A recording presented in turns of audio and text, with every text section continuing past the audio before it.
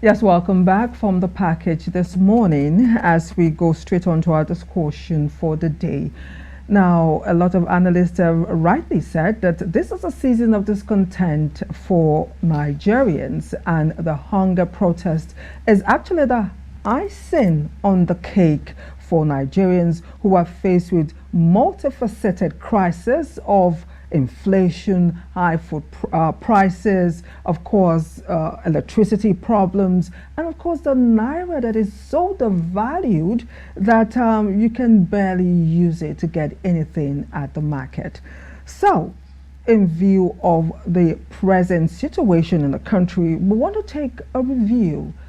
We want to take stock of the Endbadgovernance protest, just experienced in the country by taking a look at the gains and losses after 10 days ultimatum given by the organizers, and of course the response of Nigerians who came out for the protest. To discuss this issue this morning, we have our guest, Babatunde Folajimi Enoch.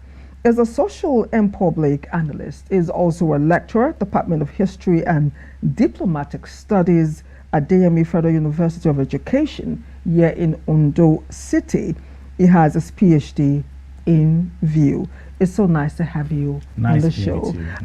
See, I need to let my viewers know that I've been chasing this historian for like April, May, June, July, for like 4.5 months before he would come on the show. So somehow I feel you came just when you were supposed to be with us.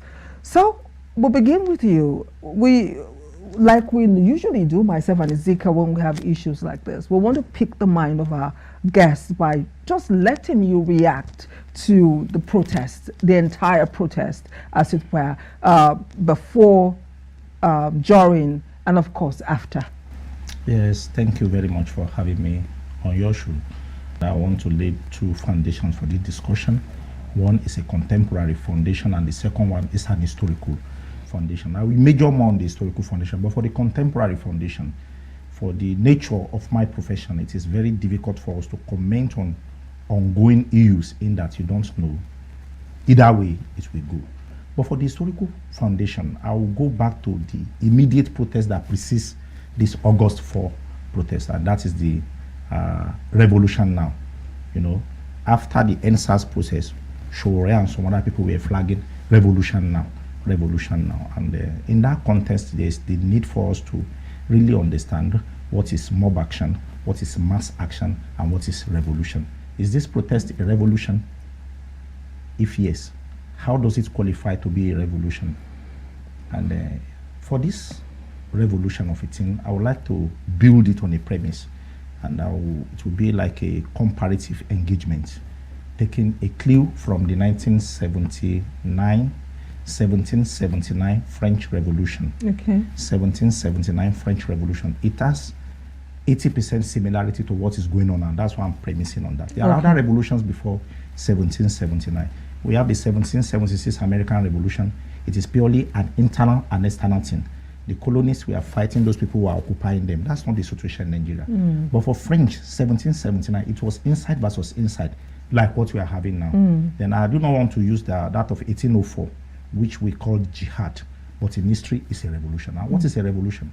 Before anything is qualified to be called a revolution, there must be a change from one thing to the other. If it has not met that parameter, you can't call it a revolution. For 1779 France, there was a change of leadership. There was a change of policy. There was a change of ideology. It came out with 3 things: equality, egalitarian, and I think the third one, called equality, egalitarianism, and justice for everyone. 3 things: equal justice, equality for everybody, and the society should be egalitarian. It changed from a monarchical state to a republic. That means the monarchy does not give rule again. The people were represented. So let's look at the Endbadgovernance of a thing on that premises. It's an ongoing event. That's why I say I'm going to bring 2 things together: a historical perspective and a contemporary perspective. It has not metamorphosized as of today to be called a revolution. In that, in a revolution, there must be a change of state from one thing to the other. The ruling class must have given way to a newer class that will rule. The ideology of the people must have changed. Does that mean that the revolution or the movement is a failure? No. I see people talking about revolution as if it's an instantaneous thing. It's never an instantaneous thing. For the French Revolution we are quoting, it began in 1779 and ended in 1789, over 10 years. In other words, it's a process. To us in history, revolution is not an instantaneous thing. Okay. It's a process. Is the awareness there? Yes, we have the awareness. The first protest recorded in Nigerian history is 1929, the Aba Women Riot. The one that followed it is 1947, the Abeokuta Women Riot. Those are the two protests we had before 1960. Those two protests, again, they have the same thing in common. What? They were complaining about taxes. In other words, the colonial master imposed tax. They do not like it. But immediately after independence, we had other protests. The Ali must go of a thing. It's our internal thing. There was increase in school fees. People protested. During Babangida time, there was protest against SAP. 1993, there was protest against June 1993 election. There was protest. But that protest is different from what came before it. Why did 1993 protest? Why is it different? It's not a revolution, but it was different. Because a section of the country felt that they are shortchanged. And what section of the country? The Southwest. Who was the casualty of that episode? MKO Abiola. We believed that he won the election, but eventually the election was annulled. But to placate the Southwest, that's why I say it was a success to some extent. Both candidates that were brought up for presidential election, that's Folajimi and Obasanjo, were from the Southwest. In other words, that movement achieved, its goal. Abiola was denied, but the person that eventually became president will be either Olufalaye or Obasanjo, which is still a win-win situation for Nigeria. After that one, we fast forward to the Jonathan protest, where people were saying, we didn't call it Endbadgovernance then. It was a protest against fuel hike and some other things, which the current president, that's why I said let's situate it historically, participated. Showore, Tunde Bakari, Shoyinka, all partook in that protest. What is now the difference between that protest and this one we are having? That understanding will help us. In between that protest and this one, a protest came up again, which is called the End SARS protest. That's for the last administration. And that protest was in between. The similarity between this one is that one that happened between Jonathan and not that one of the End SARS protest. The End SARS protest was majorly, it looked more like a southern thing. The southern Nigerians were protesting. The northern hegemony saw it as an attempt to topple the government. Okay. And some priests even said in the north that it is an haram to participate in protest. Like, now what is now the difference? Why are people now protesting in the north? That takes me to my second aspect of this definition of whether revolution or mass action. Why is this current protest? Why is it skewed? Why does it not have a national outlook? Why is it more active in the northern part of the country than in the southern part? Why is Ohaneze Ndigbo coming out and say Igbos should not participate? Why? Why is it that the Yorubas are seeing it in quotes, Omawani, Ejeoshi? That divide is what needs to be addressed. I'll go back to 1779 French Revolution. It was a national thing. All the protests I've mentioned before now, it's never a national thing. For a protest to qualify to be a revolution, it must be a national thing. Everybody must be involved. What pains you must be what pains me. It shouldn't be sectional. It shouldn't be based on tribe, creed, or religion. But as today, we don't have that. This current protest was polarized. And how was it polarized? The South sees it as an attempt or an attack on them. Remember I said during the NSAS process, did not seize it. In fact, it's on record that the Jiadenyanju and some other people that tried to protest in Abuja were beaten to coma. The North doesn't want it. But like we've said earlier, why is the North now coming out to agitate? These questions will be fundamental in getting to the root of this current protest. Truly. I think with all you have said, I to actually ask if the primary objective of this particular protest was actually achieved. per se? Because was it more like giving awareness as to what we are going through, or truly are listed agendas or memos were actually attended to? Do you think we actually achieved the core objective of the particular protest? Maybe looking at it from 2 or 3 aspects, looking at it from the aspect of the masses, looking at it from the aspect of the analyst, looking at it from the aspect of the government. Okay. From the masses, it's nothing has changed. From the political analyst, like I said earlier on, it may be too early to comment because there's a lot of promissory notes given by the government. From the government, a wise government should have picked what is wrong. Let's start from the broadcast of August 4. This protest started August 1st. The government addressed it on the 4th day. And before government's intervention to address this, there has been, human carnage, especially in the northern part of the country. When government came on board to address it, to placate people, to see reason to suspend that protest, there's a key element which was not addressed, which is talking about police brutality. And the first person to point that out was Professor Wole Soyinka. People that are an hungry person is an angry person. The people are hungry, and they rightly tag that protest hunger protest. They are hungry. I think the first thing a reasonable government should do is to address the problem of hunger. How? Are you going to plan today and harvest today? No. You can lessen the body in the borders. Let food items come in, maybe for a period of 6 months or 1 year, to cushion the effect of what you are having. Did the president do that? I tell you through that protest, no. All we have is a promissory note. That's why I ask you that we look at it from 3 aspects, from people like me, the public analyst, the government side, and the people. Ask anybody, they are not satisfied. They are not satisfied with the August 4 broadcast by the president. It means, for instance, when this government came on board last year, May 29, yes, and the government made a mistake and probably acknowledged it later, the first thing the president would say when he was giving a speech, that subsidy has gone. What have you put in place to cushion the effect of the subsidy you are removing? You just make some people millionaire overnight. The people that have bought fuel and stored it in their tank, because you say subsidy is gone, they hike the price immediately. 2, when government want to respond to people's annoyance, government said it's going to bring in CNG technology, compressed natural gas. 2 weeks ago, I was in Lagos. I saw for the first time how compressed natural gas is being dispensed. I'll give that to the government. But do you have that in Ondo? To answer your question, it has not been addressed. In order to cushion the effect of the suffering of people, government tried to, 2 weeks ago again, government said in Abuja, civil servants should register and register for a bag of rice to be sold at the rate of 40,000 naira. Again, the Nigerian factor came in. We heard that those people that bought it for 40,000 naira took it and resell it for the price of what? 85,000. Your question, as the demands of the protester have been addressed, I say no.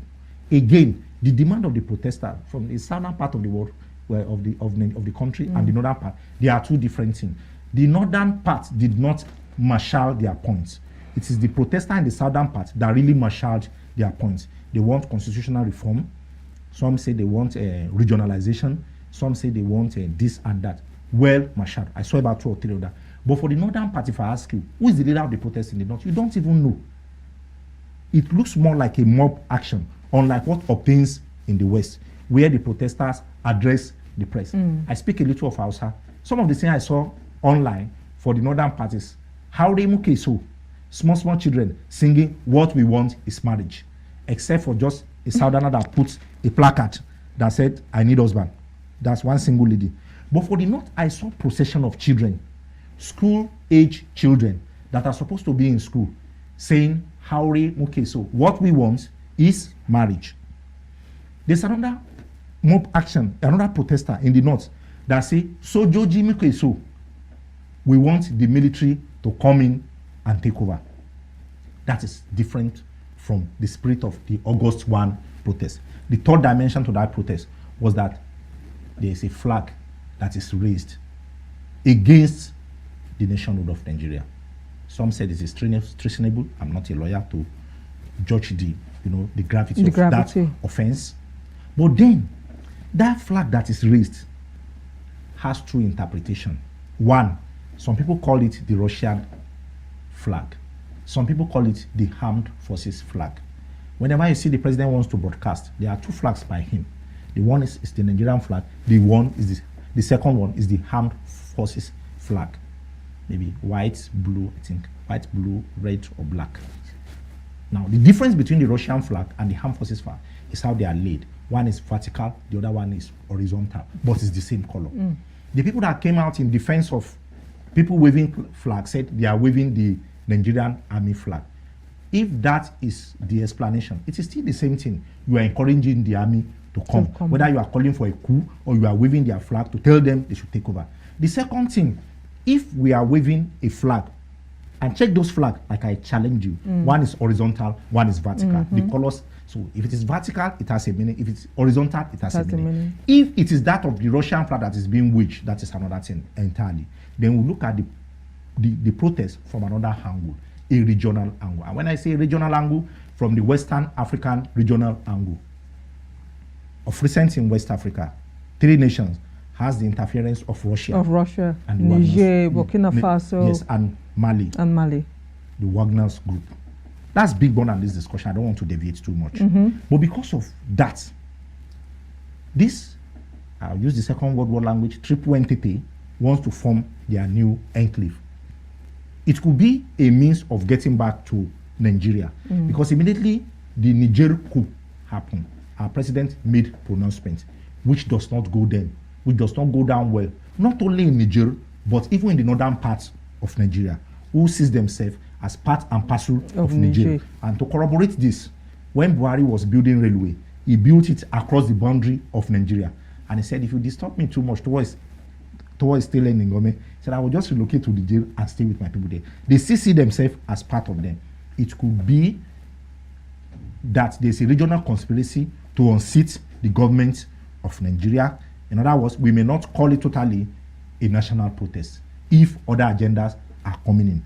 I again base it on 1779 French Revolution. It was a nationalist study. There wasn't anybody called from outside to interfere. But in this wise, people were calling for the military to interfere. How do you translate Ogar protest to military intervention? Now, it's important for us to, because you raised a question when you started, and before you started your analysis of the fact that we need to take a look at the reason, we need to discuss the reason why we had violent protests in the north, with all that you said, and of course, non-violent protest in the south. I would want us to revisit that statement and, back it up with all that you've said, as to try to find out why it was so, beyond the waving of the flag and all whatnot, because again, violence was registered in the north, and we need to take a look at that. Why is this so different at this time? 1953, 1954, Enauru moved a motion for Nigeria to get independence. Who went against it? The North. 1957, Ghana had her independence. Eventually, Ghana became the first country in sub-Saharan Africa that had her independence. If what Enauru did 1953-54 has been allowed, Nigeria would have been the first. I'm trying to show you the difference between the North and the South. That's why I went back to history. In the first instance, they never begged to be part of this entity called Nigeria. In fact, they delayed the independence of Nigeria for almost 6 or 7 years. Between that 1953 to 1960, the South was placating the North. Please join us. Please join us. They are different people. We are, I'm sorry to say, different people. And that will take me to the concept of nationhood and statehood. And I will borrow from our erudite lawyer, Folajimi, who defined Nigeria as a nation of nations. He defined Nigeria as a nation of nations. And when you talk about a nation, it has some characteristics. The same culture, the same tradition, the same language, they share virtually the same thing. So it's right to say the Yoruba nation. We share the same features. You can talk about the Hausa Fulani nation. You can talk about the Ijaw nation. That takes me to the second question. Is Nigeria a nation? Do we share the same language? Do we share the same idea? Do we share the same orientation? And if you are not going to divide it through the middle belt, the North and South are different people. And that's why I went back into history. Their orientation from day one is different from our orientation. Their outlook, their disposition to things, they are different. Answering your question directly, why is it more violent in the north? I see that the north cannot be out of power for 1 year. It is too long a period for them to be out of power. What is the linkage between the northerners and power? It's like saying, what is the linkage between the northerners and the military? And I tell people that care to listen that the Nigerian military is synonymous to the northern power. How? I give an example. For the 1804 jihad, which we in history call revolution too, because there was a change from the Habe ruler to the Fulani rulers. There was a change from the Serki, who used to lead the Hausa, to the Hemia, and we have Emirates, and the center of power then shifted from Kano to Sokoto, which became the Caliphate. And every other person that waged that war took a flag from the Caliphate, from the Sultan to wage his war. That's not where I'm going. Have you seen the crest on the cap, on the beret of the Nigerian army before? Check the crest on the beret of the Nigerian, where you have the plume. That crest, you see an Arabic language written there. What does it mean? That Arabic language, interpreted to English, simply means victory comes from God alone. Victory belongs to God alone. That's not where I'm going. That same slogan is the same slogan that was used by Uthman Dan Fodio for the 1804 jihad. That shows you the nexus, the connection between the North and the military. Let me give you another example. How we come about Sunshine State for ours as a slogan for our number plates, I don't know. I know Niger State, if you look at the map of Niger, it looks like hearts. Again, there's a lot of oil there. They said the heartbeat of the nation. Or you say his own is pace setter. When they asked Sokoto to give a slogan, what do you know Sokoto gave? Born to rule, if you did not forget. It gave born to rule. I'm trying to bring the nexus between power and the North to you.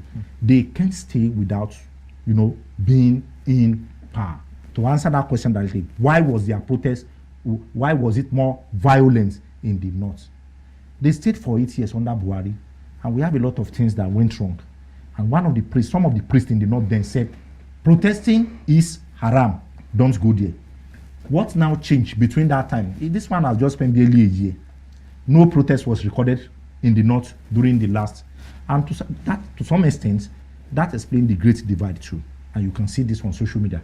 If they did not protest during Buhari, we are not going to protest during Tinubu. So there's a divide. They look shortchanged whenever they are out of power. And remember, I pointed your attention to a protest. The last protest on something similar to this was during Jonathan's time for fuel. They don't condone it. But during Buhari's time, the only protest that came up was the NSAS. And that was even in the southern part of Nigeria. The second thing I would say, apart from seeing themselves as always being in power or always wanting to be in power, the second thing is that the level of education. These are people that you can just tell, and I think Fayose makes a remark like that before he ran out of the country, that you give birth to children you cannot train. Like I told you, there's a philosophy for the protests in the southern part of Nigeria. We saw them. I ask you, if you ask me who is leading the protesting, I will tell you the Juade, I will tell you Showore. Even from America is mobilizing. Who is the person mobilizing for the North? You don't know it. You just have a crowd that will say, go this way, and they do what? Go. Take this flag, and they take the flag, not even knowing the meaning of that flag. And the third one is an opportunity for talk, for robbers to hide under and steal. We'll take a breath, because believe me, my heart is palpitating right now. I think I need coffee. I don't know what Ezekiel needs. I need your breath. I need a breath and definitely coffee. And I'll give my guest cold water because he's too hot this morning. We'll take a break. When we return, the conversation will continue. Stay with us.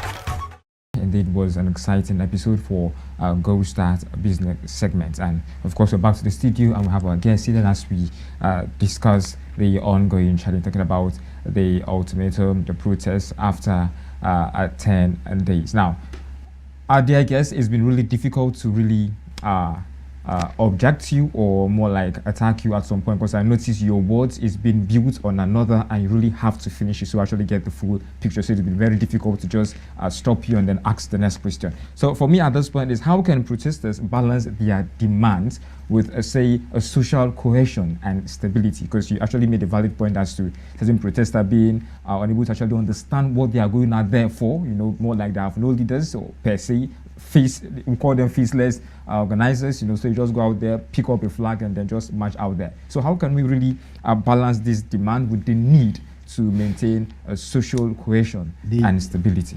The issue of balancing does not even come in here. At all? It doesn't come in at all. I've told you, it's like having 2 or 3 countries by Garify nation of nations. The demand of the South is different from the demand of the North. They are calling for military takeover. Are we calling for military takeover? Someone say, AREYOU, so that's in Hausa language. We want marriage. These are school-age children. If I see that video, I will forward it to you. Is that what we want? You can only talk of balancing if we have similarities. What they are looking for is quite different. Again, I forgot the other time when I was saying some things. The political dimension, whereby you have politicians who are, you know, controlling from behind. You have politicians making inflammatory statements. So we can only talk of balancing if really it is hunger strike. Let's face it, people are hungry. An hungry person is an hungry person. If we are hungry, let's take it one after the other. Remember I told you the French Revolution took 10 years, 6 months and some days. So it's a process. If we know what we want, and that's why to some extent the government may be confused what this section of the country was. If you ask an Easterner, what did he want? He may say, releasing Nnamdi Kanu. And I've seen things like that. Do you understand? Yes. For the protest. If you ask a Yoruba person, they've not forgotten the Sovereign National Conference. Let there be regional. In fact, before that protest, the Southwestern, under Afenifere or something, presented something like regional government. So you can only talk of cohesion when we are fighting for the same thing. Different regions have different pains. And that's what they are looking for. We are not going to harness all these things. We can only harness them on regional basis and not on national basis, because the need of A is not B. I'll give you an example for education. So we have more out of school children in the north than we have in the south. During President Goodluck Jonathan's time, he created a school called the Almanjiri School. Do they attend? They want education, but not the Western type of education myself and yourself are enjoying. And if you look at the origin of Boko Haram, it starts there. Western education is a sin. It's taboo. We're having 2 different people. You cannot harness that ideology with our own ideology. You want Western education. Boko Haram say they don't want it. Repeatedly, they show it every time. They don't want it. So it's difficult to harness anything in that situation. Now, talking about the federal government, again, you did mention the fact that you saw it as an anomaly that the federal government did not react before the protest began and only came out 4 days after in the course of the protest. And ever since, there hasn't been any presence apart from the video that we saw online where the aides of the president, you know, were now bantering words among themselves, trying to find out how that video got on social media. Now, with the reality on ground that it has become a known fact that what the North wants is not what the South wants, do you think, in your opinion, that the federal government of Nigeria is aware of this present situation in addressing the Nigerian factor in creating solution as a people going forward? Thank you very much. I want to major this section on the Nigerian government. I've talked about the divide between the North and the South, and let me talk about the government now. Somebody say, if you say an institution of government is corrupt, you remove everybody there and you place other people there. The same corruption entails. If a system is corrupt, it's not about people, it's about the whole thing. The government is just a reflection of the people. And that's why some philosophers said, the people get the type of government they deserve. For the government, if I'm answering your question, were they able to solve it? What were they being able to do? And I'm a believer in this government, but I must tell you, for this protest, I'm disappointed on 2-3 grounds. First, when the government came on board, the government is taking many things, wants change to be drastic, and it's taking many things at a time. First, the fuel subsidy, if you did not forget. Second, the energy subsidy. You remove, subsidy on energy. I live very close to Igba. 2 weeks ago, somebody told me we have been moved to band A, even in this town. Again, you remove subsidy on dollar. The central bank is not going to it's not going to, intervene. So you float the currency, making 3. The third one, considering the policy of Buhari, the border remained closed. Where is the food? We are trying to bring in change, different things at the same time, which is enough to make the people suffer the more, which is enough to add to the suffering of the people. And when the people protest, during that protest or before that protest, Dangote Refinery made a statement. One of the items of the protest is that fuel is too expensive. Reduce it. If you look for the standard, reduce it to 200 naira. Why is fuel expensive? We have the fuel, we have crude here, we sell to overseas, it is being refined. When it is being refined, we we import. So you need dollar to buy. When Dangote exposed, maybe the Malta something, whether it is true or not true, the federal government came out. So you're asking me, is the federal government doing enough to say that, okay, because of all these things, the NNPCL will now sell fuel to Dangote in Naira. It means you don't need dollar to transact. And Dangote will sell it to the people of Nigeria too in Naira, eliminating the need to use dollar for that exchange. Where has that idea been before now? Why do you only consider that one in the height of the protest? If somebody has invested millions, billions of dollars in building that refinery, why can't you source crude for him locally instead of him looking for dollar to buy crude from elsewhere, which will have solved 2-3 problems: problem of importing crude and problem of sourcing for foreign currency to buy crude. I told you when I started, I'm a believer in this government, but I'm disappointed in that action, because you should have taken that action earlier than now. Nothing was done. For the food, I say government has been giving promissory notes. Yes. They will open the border. How far? Have you seen any change in the prices of goods and services? For CNG, which is to replace the petrol, the CNG will be sold for about 160 or 200. Mm-hmm. If you convert your car in Ondo town to use compressed natural gas, CNG, where are you going to refill? Where is the palliative? And the fourth major mistake, government channel virtually 70 or 80% of its palliative through the governors. And you see there's other complaints from other places. Why don't you look for alternative of getting this palliative to the people? Why channeling all this, your program, your palliative, through the governors, which in turn we give to those who patronize them? Who are those who patronize them? They are party stewards. In other words, the people are not getting the respect they needed from the government, because it is not channeled directly to them. People. You say you want to sell rice, sell it through Abuja, I should come and register. What happens to people here? Now, you made mention objective. You said our objective were not exactly achieved, although you came from several, I think 3 different parts. Yeah. So I think when that objective was not achieved, what then was the lesson learned? I mean, there should be a lesson learned. What have you learned? You did mention a very valid point, saying actually tends to prove, should I use the word at this point respectfully, this unity between the South and the North. Mm-hmm. It was more like we didn't want the same thing. We wanted 5 different things, not just one different thing. Some were clamoring for marriage, some were clamoring for military overthrow, some used the opportunity to attack religious center, which even till yesterday, which is quite different from the objective of the hunger strike. So, including this, what other lessons actually learned? How did they actually expose Nigeria? The lessons there is not for me. The lessons there should be for a reasonable government to pick. 1, I told you, I checked before coming, the history of protests in Nigeria from 1929, about women riots to now, making 8 riots we are having. We've had 8 mass uprising. That of 1929, about women's rights. That of 1947, Abeokuta women's rights, led by Ransom Kuti, the mother of Fela. Those two were before Nigerians' independence. After independence, we have the 6, uprising. What has the Nigerian government learned from them? For France, it took 10 years. I'm counting over 60 years now. One lesson learned, and I'm going back to history.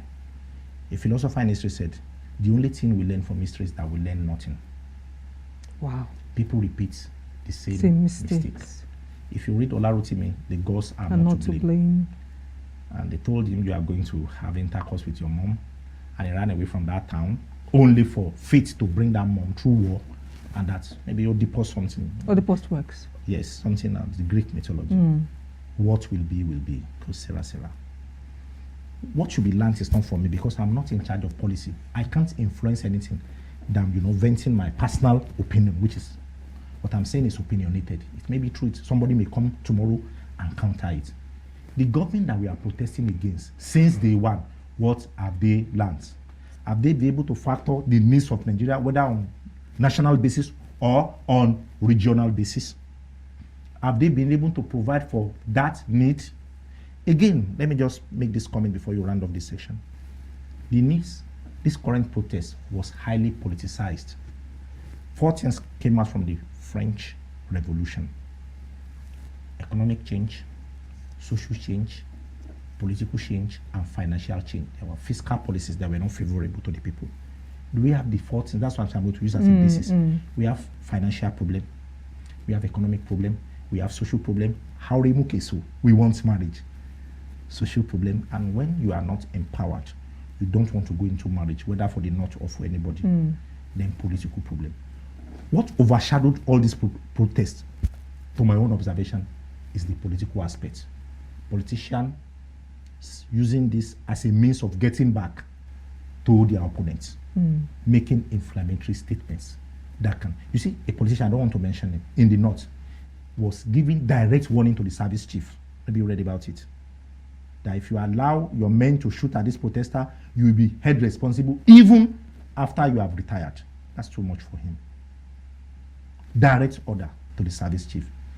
This protest to me, and why probably can say it's failing or it has failed, is purely political. If it is for hunger and we protest based on hunger, I think it will have gotten solution. But along the line, the politician cashed in on it, and swayed it towards their own. But whether or not it was a political, we all know for a fact we had underlying issues that led to this protest, which we have had before now.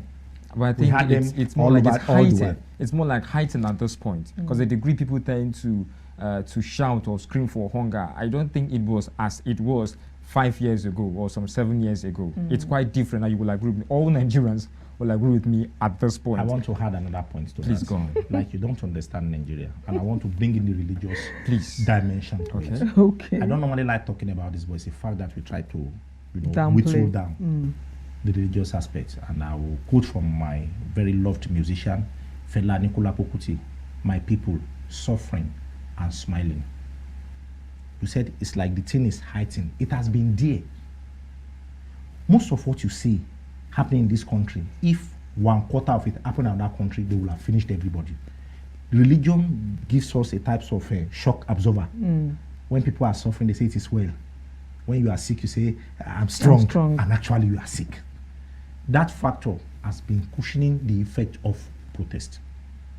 Has not been making our people to come out. And if I'm talking of revolution, I've had it on that thing now. Religion is part of it now.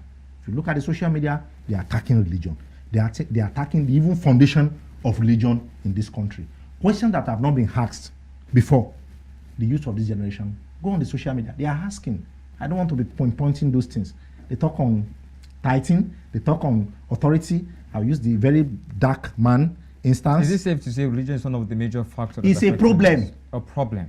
Religion is a problem. We should have had this protest before now in a sane country. When government you voted for, it's a contractual agreement. If you do this for me, I will do this for you. We voted for them. They came in, what they promised you, they did not do it. I'm asking you, what is now holding you down? That's why I'm bringing in the religion dimension. Don't worry. If people did not build us in 1979, and they will build that. You will build your house. Amen. Self-consolation, which takes the power from the people. But do you give that type of prophecy in America? They go out to demand for their rights. If we want something, religion is a type of factor, Karl Marx called it, he said the opium of the masses. That's us. So if you want to get into, if you want to coach in Nigeria, want to bring down anything, get the religious leader. Let them do their work, they will get it. You say, why is it heightened down? It has always been there.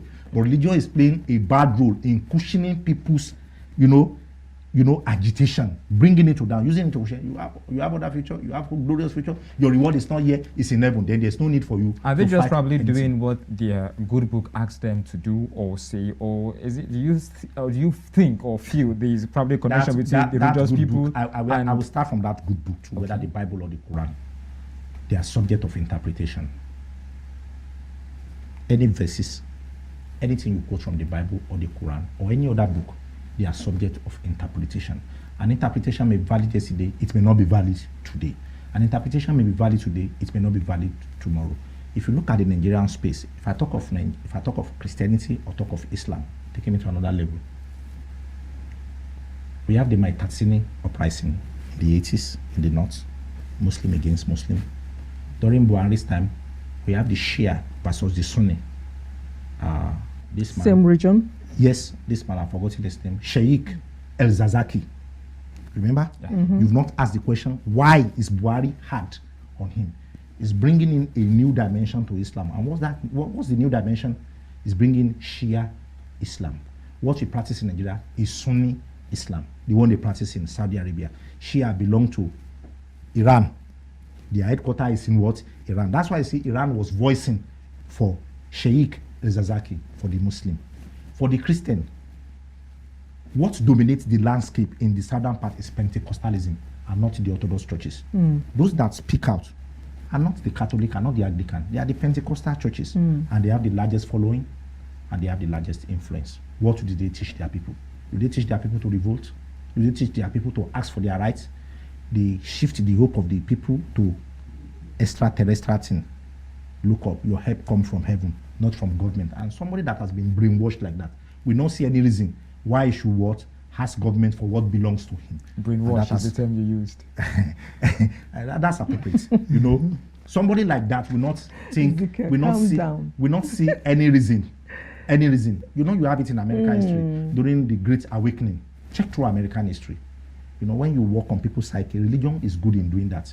It won't make you to look like I want to ask, so are you saying that in all of this there is no gain or no loss? I will redirect that question to you. Mention one gain that we have achieved we started August 1st for this protest. The president addressed the nation August 4th of August. The protest started on the 1st. The president addressed the nation on what gain have you seen? I don't want to say it. What gain have you seen? All right, I say the government has given us a lot of promissory notes. Promissory, yes. Promissory. Now you concluded that there is no gain. For now. For now. When we started, Ezekiel did say that, or was I the one who said that they called for a 1 million man march? Yes, I was the one who said that. Then Ezekiel also said that that he's not sure if the protest will continue or not continue. And if it does continue, is it the right decision considering all? Losses, should Nigerians continue on this line of suffering and endurance? Protest, line of action. Well, Showore said there will not be. Showore is one of the influencers of this protest. From what we have seen, the protest is losing traction, is winning every day. And the organizers of this protest are seeing it like this. And the politicians are bringing in their talks in some places like Abuja and Lagos to beat up protesters to dispatch them. And Showore said by 1st of October, that's what I read this morning, there will be a 1 million march or something. That means the protest is still continuing. But then I was thinking you should have asked me, what are they supposed to do to make this protest a success? For the French Revolution, they met, this is what we want. Are the leaders of the protesters, are they meeting? Apart from those ones I mentioned from you in the south, do you know who is leading them in the north? Are they leading them for the same objective? If our objectives are different, then the result too will be what? Different. But if they come together as one and replace the Wagner's flag, Russian flag, with a national flag, it shows patriotism. No, to the military code, when you see somebody raising your flag, you don't shoot that person. So let them come together, show patriotism by saying we are Nigerians, we don't have any other country we are going to, we want a better Nigeria. Then you don't want an instant answer. We give government, 90 days, which is 3 months, to work on this thing. And if government did not work on maybe food, opening the borders and allowing food stuff to come in, we are coming out again. I think that is more sensible than demanding immediate. Government does not have power to reverse something. Some of these things need to go through legislation. So it's not an instantaneous thing. Let's talk a little about the role civil society organization should play as in mediating between the government and the protesters. Because I think at some point we tend to keep away civil society organization just way too much. We think it's more like between the protesters and the government, citizens and government. Let's just do a face-off, more like. So what are the capable roles this society could actually... Well, I will use the Nigerian Labour Congress as an aspect. Okay. A point for the civil society. That's why I say this whole thing is having too strong a political affinity for my dislike. For the first time in the history of Nigeria, a Nigerian Labour president was beaten because he went to a state and involved himself in partisan politics. 3-4 days ago, Nigerian police went to the headquarters of this same Nigerian Labour Congress to, sack the office to look for, implicating material. Do you think the police will just act without Information. Some information, some level of information? And that's why it's difficult for me to comment on the issue of civil society, because one way or the other, they are partisan. I'm sorry to say. I'm not saying the Nigerian Labour Congress, they have sympathy for either party A or B. They are not operating the way they are supposed to operate. If another newspaper will report on this, it will report in line with what the people need. If a southern newspaper will report, and this, that even our national list, has been polarized. If Punch says anything, the northern man will say it's a southern newspaper. If an AREYOU has something, say anything. So in that type of one, but when you talk, I'm sorry from borrowing from America, if BBC or CNN or Fox News reports something, though we have it too. You see Trump say you are calling from Fox, you are telling lies. You've been known for lying. He attacked them frontally, and that too is plain in our society. So the civil society should ordinarily be the reasonable voice of the people. If the masses are doing things that are wrong, the civil society are supposed to come in, coordinate it, this is what we want, and present it to government in a logical way. Are we having that now? No. In fact, the Nigerian military is telling the civil society through the press not to report events the way they are. I heard the headship of the Nigerian military says they are giving too much press coverage for this, for these rioters. Are you saying they are not supposed to do their work? If they say something, are they not supposed to say something? Now, when you came in here, you said, in the middle of our discussion, that you do not have the power to create a change. That is from my level. For your level. Yeah. And you were referring to the Nigerian government, that the highest you can do is come here and let the world hear you. That it's possible that someone else can come and counter everything that you said. Of course, yes. But that you're coming to say yours. As we round up today, what message do you have for the federal government? Bearing in mind all that we've discussed, the divide in the nation, the fact that it's possible for another protest to happen in the future. What should the government of the day be doing? Well, as we round up. The issue of division in Nigeria, the issue of ethnicity, the issue of religion, the issue of anything you see that is dividing us, it's not peculiar to Nigeria. Let me pick it from that place. Other nations too have these challenges, and they've been able to surmount this problem and grow beyond it. America had it. After the American War of Independence, 1776, they also have a civil war between the North and the South. And what's the bone of contention? The North was industrialized. The South is purely going into agriculture. And they needed slaves to work on their farm. That's under Abraham Lincoln. And the North does not want the South to do something, continue slavery after the abolishment of slavery. And they went into war because of that. But today, if you go to the southern part of America, you won't see all these traces again. Should we go the way of America before we learn our lessons? Can't we look for countries that have surmounted their differences and come out, We have countries that have diverse and, diverse tribes more than we do, and they surmounted it. Why is ours problematic? Why do we want to learn from our experience? Why can't we learn from other people's experience? What's my advice for the federal government? The government should listen to the people. They should look out for what the people are saying. Things that are within their power, they have powers to change, they should change it. Like I say, what this government is doing at the time is too much. Subsidy removal on energy, subsidy removal on petroleum, subsidy removal on dollar, and then food crisis. 4 things within a year. Who goes through that?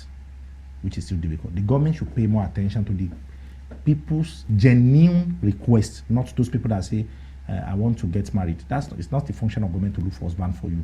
But there are some other requests, even from the North, that is genuine. There are other requests, even from the South, that is genuine. Government should look into it and work on that one. We want to thank you so much for being our guest on the show. We've been speaking with Babatunde Folajimi Enoch, as a social and public analyst, is a lecturer, Department of History and Diplomatic Studies at AREYOU Federal University of Education here in Ondo City. We appreciate your contribution. Nice we hope to see you once again on the show. Thank you so much. Well, that's the show this morning. I am Anire Binitie. Stay safe and bye for now. And I remain Ezekiel Ogar.